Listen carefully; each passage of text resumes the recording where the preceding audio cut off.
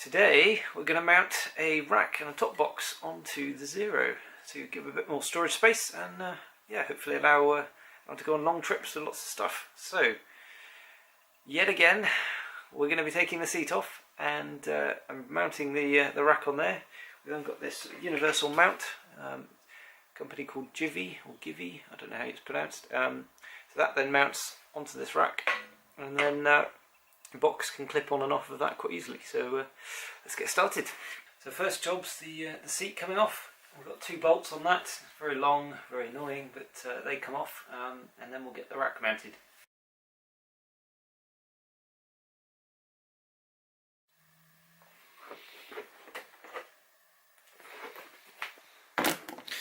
So before we go any further, what I'm going to do, just to protect the paintwork on the bike, is put a little bit of electrical tape on the inside of these 2 arms, just to, yeah, as I say, give it a bit of protection, stop it scratching up the paintwork. If I do ever decide to take it off, you don't want it to be all scratched underneath.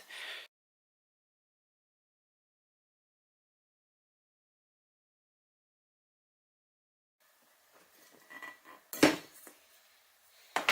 you go. That's just protected now, just on the inside. I'll get it mounted on the bike. Right, so we've got it roughly mounted in place. So we've got 2 bolts to go in here. They're included in the kit, small silver ones. It's never going to focus, is it? So the silver ones go in there. And then our friend, the really long bolt, turns out it's really long for a reason, because now it can fit through the additional width of this through into the chassis. So got to put those 4 in. So the back end does have a little rest as a rubber pad that comes in the kit. That just supports it off the back, just gives it another point of contact.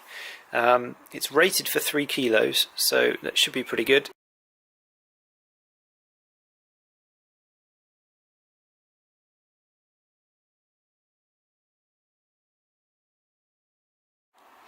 Okay, so we've got the 2 bolts in here, either side, and this is now quite securely mounted. The seat will have to go back on to get the long bolt in, which will now secure both the rack into the frame and into the seat. So we'll get the seat on now.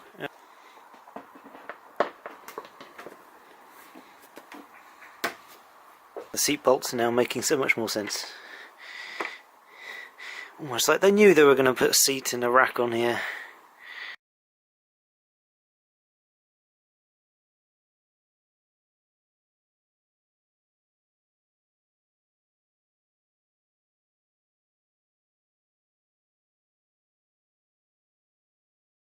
Now the rack's on, I've got the universal mounting plate.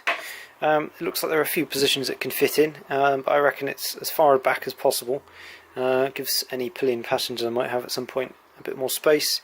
Also acts a bit more like a mud guard, so that's always welcome. So anyway, we'll get it mounted at the back here. There are 4 holes. Very difficult to see. Essentially there are 4 holes in the rack. And they do match up with the holes in the universal mount, which is always useful. It's almost like they designed that as well. So I'm just going to stick a hex key in there just to hold that in place so it doesn't fall off with the bike on the stand. Don't ask me how I know. These corners, don't look at those. The bag of bits that you get, it also comes with some pieces to mount it onto sort of a tubular rack, which obviously you're not going to need here. But they're essentially just nuts and bolts with funny shaped square washer which fits into these square holes quite nicely. Yeah, and just chuck the bolts on.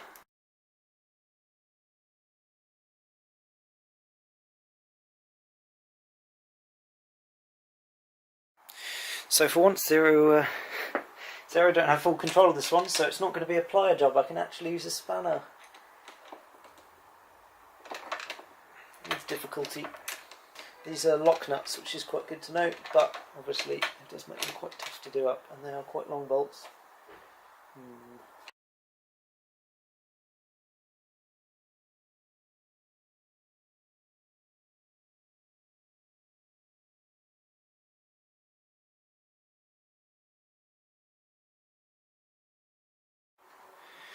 Right, before we go any further, back to the ACF.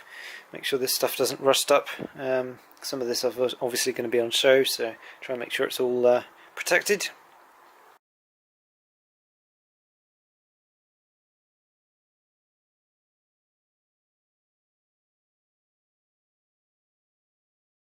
There's a top plate that you can mount just to tidy that up and keep the screws out the elements somewhat. So it's got two small screws. This just fits in and that's mounts on.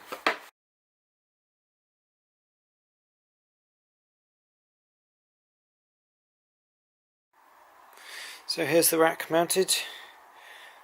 Looks pretty good. And also the frame at the back here provides another handhold, which would be quite useful if you've got a pillion or something for them to hold on to that's not just you or the seat. And also for moving the bike and stuff, this holding the back tail wasn't particularly, it was a bit slippy, so actually now you've got a nice firm handle as well, which is a nice added benefit. And of course all the lights are still visible, which is good. So now we'll just get the box mounted and see how that goes. Right, so the Givi key is a red one. It's quite good. It's got one locking mechanism here, which can unlock the box from the bike and unlock the lid of the box as well. So that's quite useful. So as you can see, it's obviously quite a sizable thing. This is actually one of the smallest ones they make. So yeah. Just get the key in there. This is the unlock position, so it's just the red button here.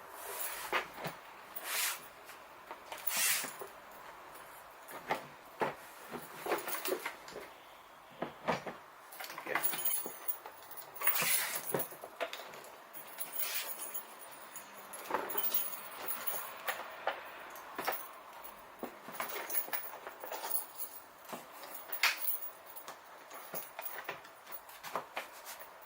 There we go.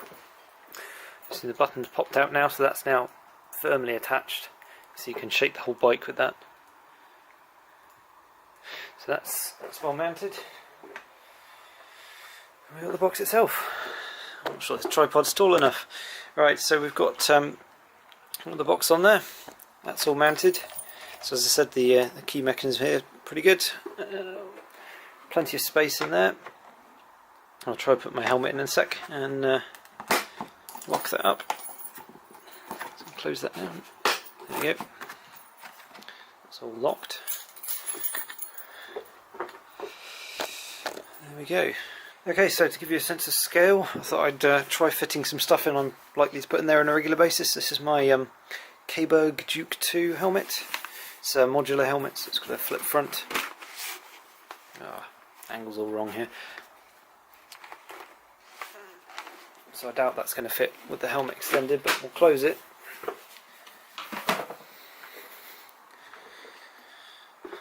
There we go, so that seems to fit pretty well. I'll just check. Yep. So plenty of space for a full face helmet or a modular helmet, and some space around the edge. Obviously if you didn't have this in here, chuck in all sorts of other stuff. So yeah, pretty good. Right, so got it all mounted now. It all fits in nicely. The helmet and anything else is going to fit in there for long trips. Box comes off easily if you want it to. Generally pretty good install. So congrats to Zero for making a good product. Doesn't need pliers to insert.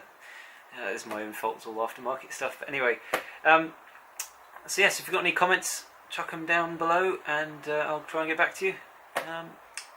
Look forward to another video soon on some more stuff that I've got coming. So a quick aside to anyone that's wondering, I've got this little £5 throttle sort of palm rest.